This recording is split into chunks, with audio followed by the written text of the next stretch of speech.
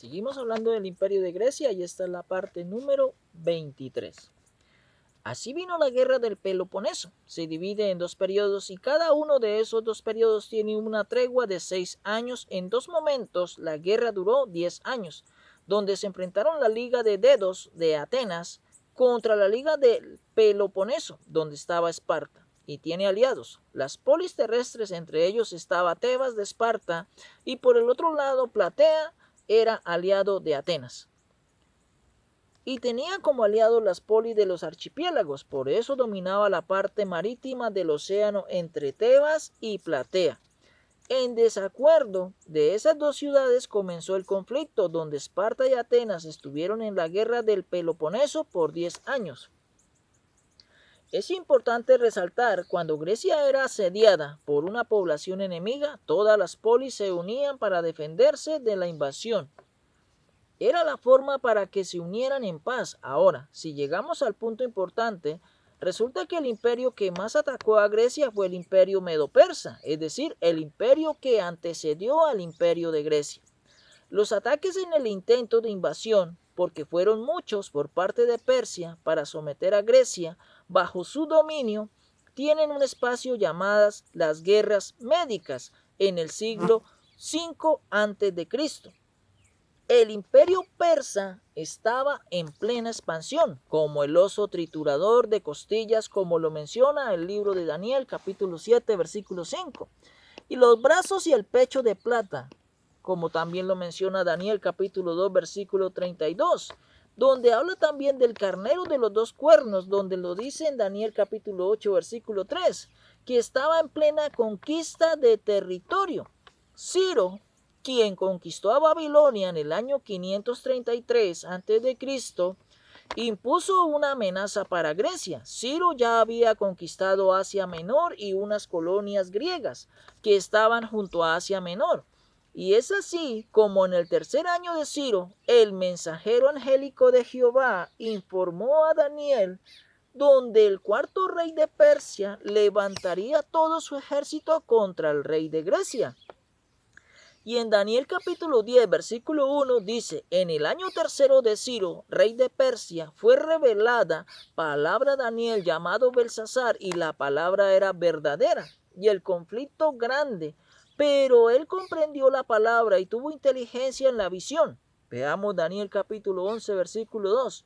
Y ahora yo te mostraré la verdad. He aquí que aún habrá 3 reyes en Persia, y el cuarto se hará de grandes riquezas, más que todos ellos, y al hacerse fuerte con sus riquezas, levantará a todos contra el reino de Grecia. La pregunta aquí es, ¿quién fue este cuarto rey?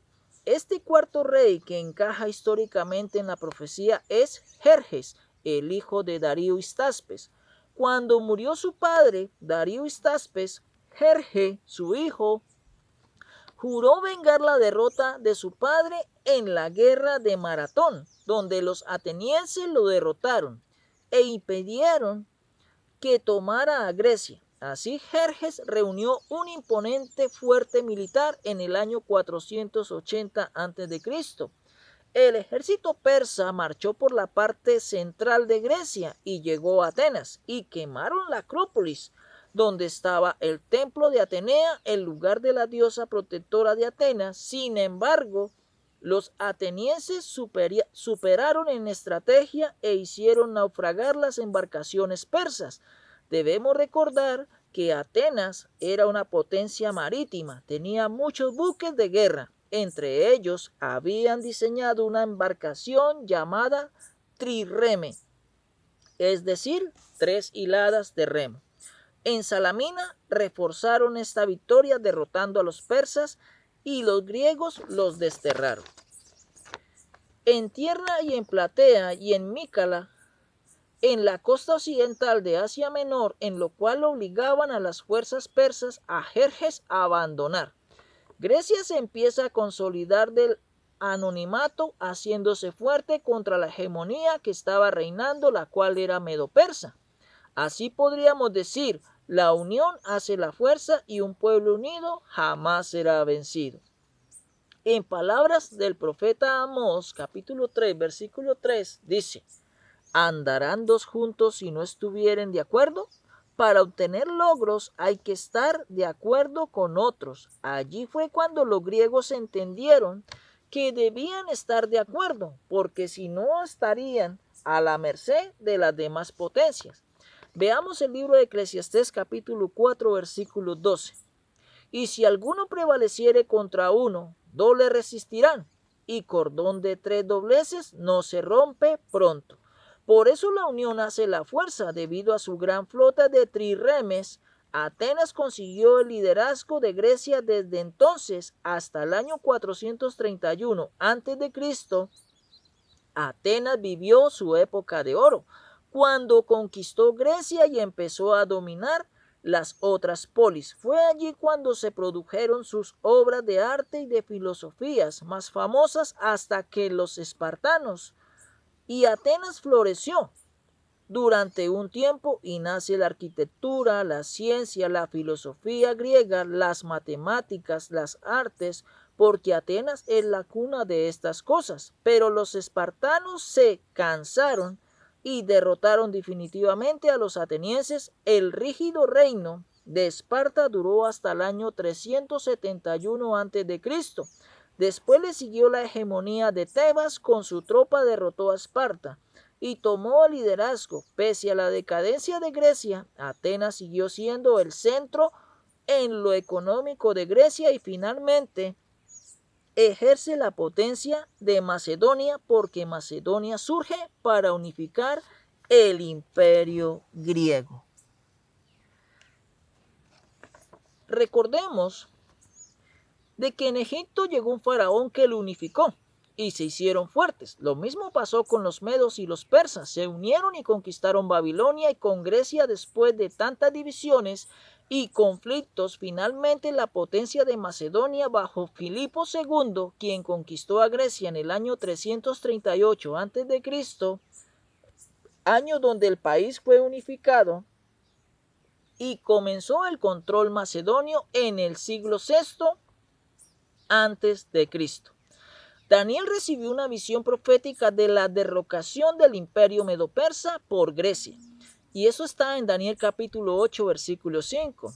Dice: mientras yo consideraba esto, he aquí, un macho cabrío venía del lado del poniente sobre la faz de toda la tierra, sin tocar tierra. Y aquel macho cabrío tenía un cuerno notable entre sus ojos. Versículo 6. Y vino hasta el carnero de dos cuernos que yo había visto en la ribera del río, y corrió contra él con la furia de su fuerza. Versículo 7.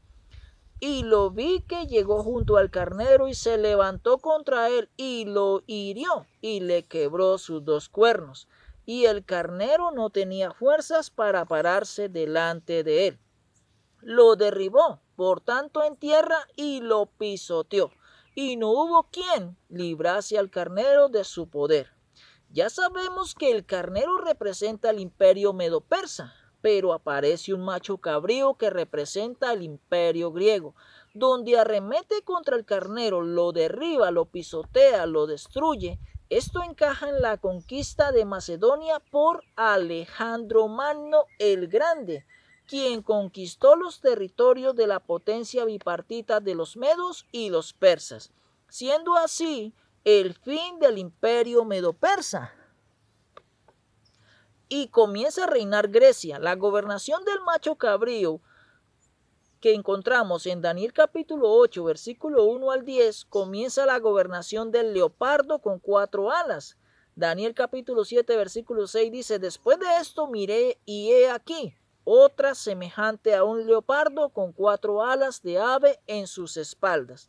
Tenía también esta bestia 4 cabezas y le fue dado dominio, y empieza el reinado de bronce, así como lo menciona Daniel capítulo 2, versículo 39. Y después de ti se levantará otro reino inferior al tuyo, y luego un tercer reino de bronce, el cual dominará sobre toda la tierra. Así como el macho cabrío, el leopardo alado y el reino de bronce da inicio al imperio de Grecia, después de haber estado divididos en distintas polis por los conflictos internos, como lo fue en la guerra del Peloponeso, también los conflictos externos con los medos y los persas, esos conflictos bélicos, al fin, Filipo II, padre de Alejandro Magno de Macedonia, conquistó, unificó y empieza a gobernar, y se cumplen las profecías bíblicas dichas en Daniel, en el capítulo 8, versículo 1 al 5. Que la palabra de Dios corra y sea glorificada.